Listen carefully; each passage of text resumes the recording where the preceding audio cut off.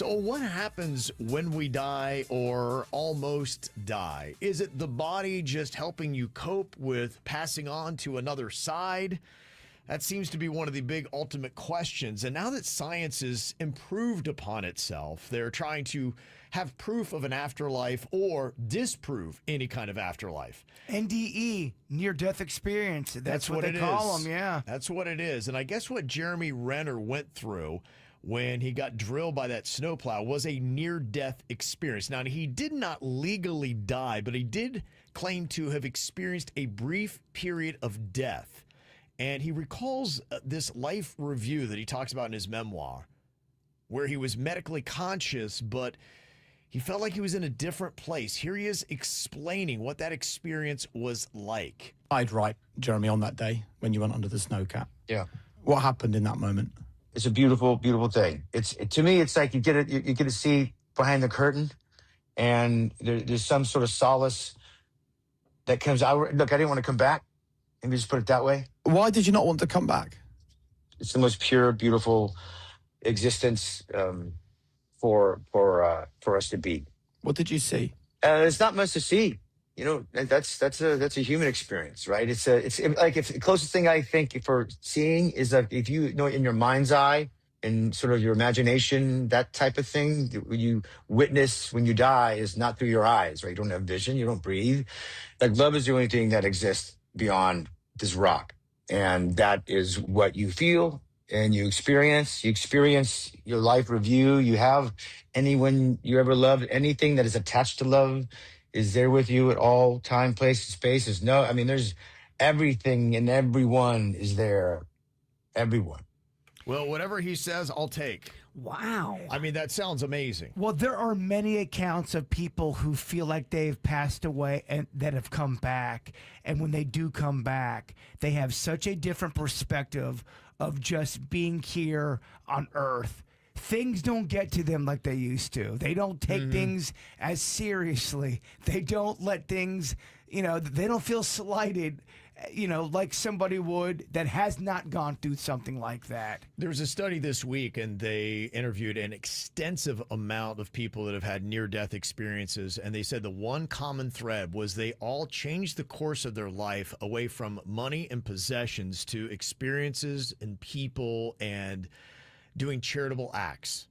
Now, maybe that was because they feared that they took a glimpse and they saw a place they didn't want to go, and they're like, well, let me do it right. Or they just got a new sense of awe, awareness, love. That's what Jeremy Renner is talking about there, just that kind of feeling. And they said, well, I want to experience that now and not wait until I get there. And a lot of them just let things go. They don't get lost in the sauce of kind of what I would say ego type of problems where, oh, you said this and you did that. No, they don't get caught up in any of that because they know there's something greater beyond, at least according to them.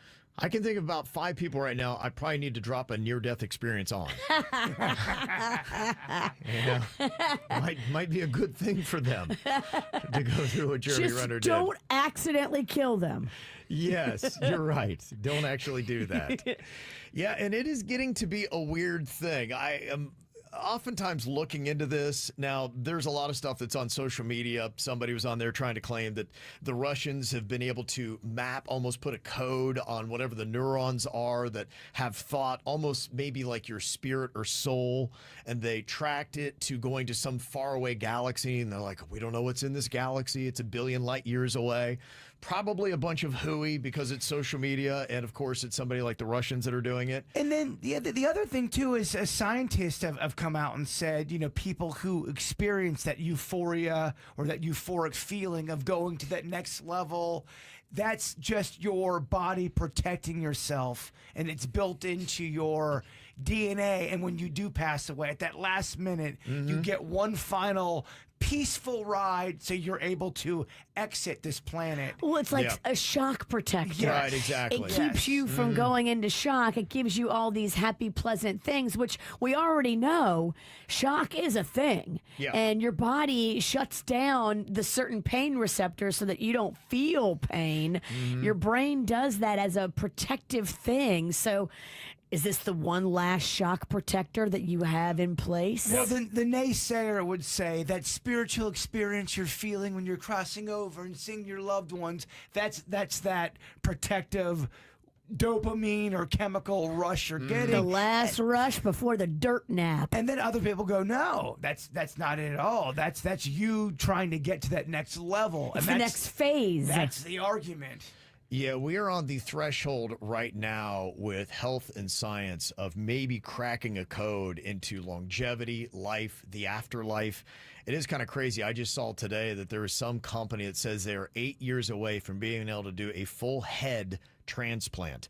Now, what that would be good for, imagine if you get cancers or something that's riddling the body. They would be able to take your head and put it on a donor body, and you would be able to live longer. In fact, they believe the brain itself, which would control and have and hold all your memories and your personality, whatnot, could go for a couple hundred years. Whoa. So imagine if that becomes the future, that when the body breaks down, you just get a new one, you keep the same head. Like I'll be 70, but my body will be 20. That's awesome. Imagine having a 200-year-old head on a 20-year-old body.